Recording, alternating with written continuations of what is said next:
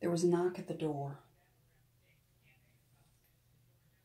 After all that had just happened, not only in the room with the Marias, but downstairs at the symposium, Faith had no idea who could be knocking at the door. They looked back and forth at each other. Faith and the Marias in the room. Finally, Faith got up slowly to answer the door.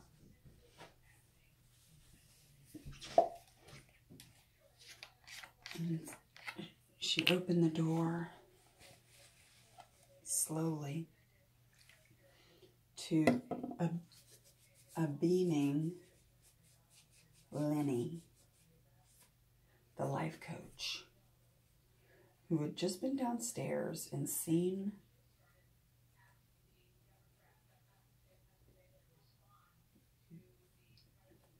the terror, the horror,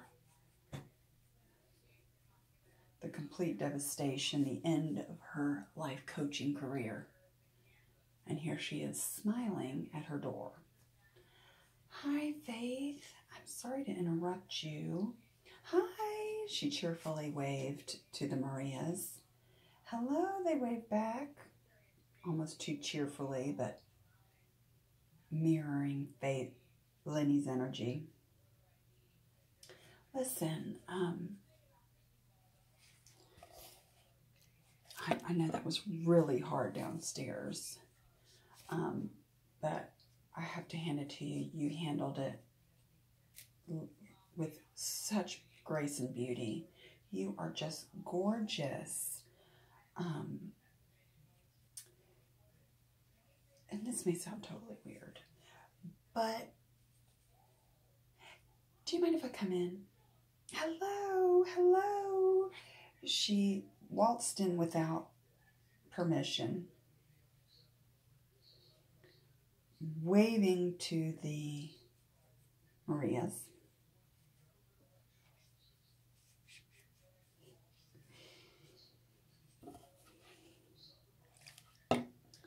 Oh, aren't you the cutest? What's your name? The Marias and Joyce and Linny got to know each other. Everyone settled in on the bed, sitting, looking at Faith. Listen, okay, I'm sorry to interrupt, but I got very strongly a vision while during your hot seat session, and somehow you're connected. I'm not really clear, but I felt very led to come and tell you directly.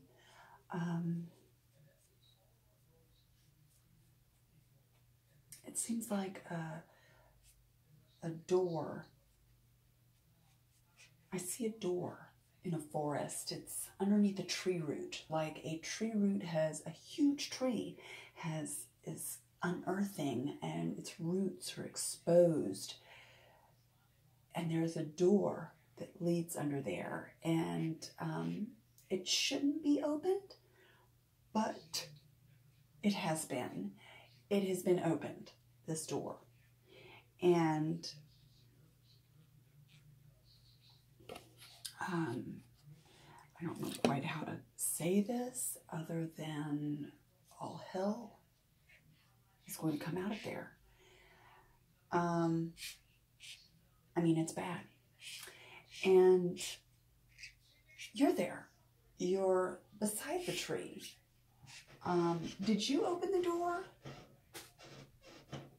Let me just ask that before going on. No, I don't know what door you're talking about, and I definitely did not open the door to hell. I came to a life coaching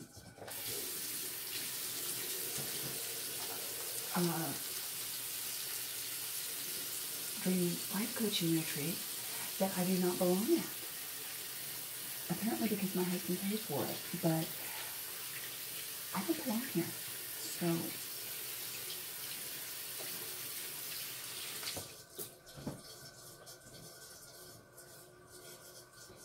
you know, I didn't open any door. I'm going to close this metaphorical door. I'm going to get on the phone with my husband and get on the phone with the airline.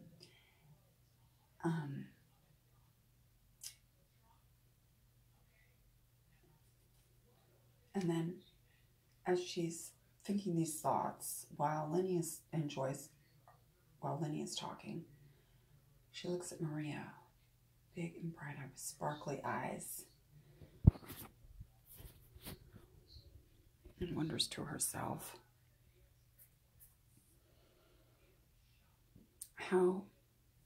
why? So all she simply says is, no, I don't believe that it was me who opened the door to hell. I didn't think so, Linny says quickly. But you're important. And I'm not really clear how. I do believe that I can help you because I saw your aura when you were down there, and I realized that it was horrific, and Karen Kane is, you know, well, everybody knows how she is, but what I saw, what do you mean everybody knows how she is? How is she exactly? Faith interrupted. Well, yeah. Well, her aura, as compared to your aura is this, you've got this gold aura around you, which is unusual because when I read auras, they're red or they're orange or they're yellow or they're pink. You know, if we're talking about the warm hues specifically, you know, there's white auras and there's the cool side with the greens and the blues. But if we're just talking about reds and oranges and the warmth, yeah, I understand the premise, the theory of auras. Well, all I'm just trying to say is, you know, I've been seeing auras my whole entire life, and yours is gold, and I've never seen that before. So that is strange.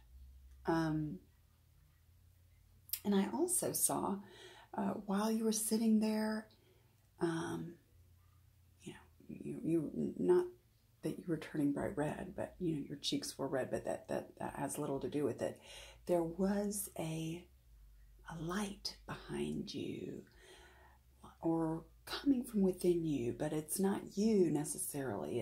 It's larger. It's much larger.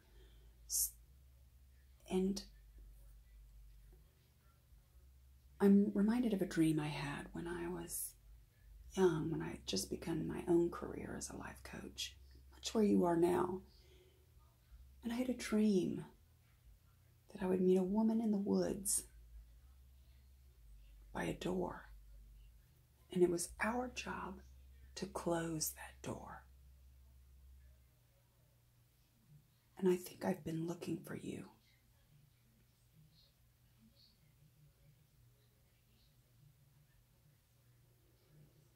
Faith surveyed the situation in front of her. She thought of her husband in her half-packed bag in the airline. And she looked at the Marias and looked back at Linny. And she grabbed her phone. And she texted her husband. I'm sorry it's taken me so long to get back to you. Everything is crazy right now. But I'm fine. I've landed. And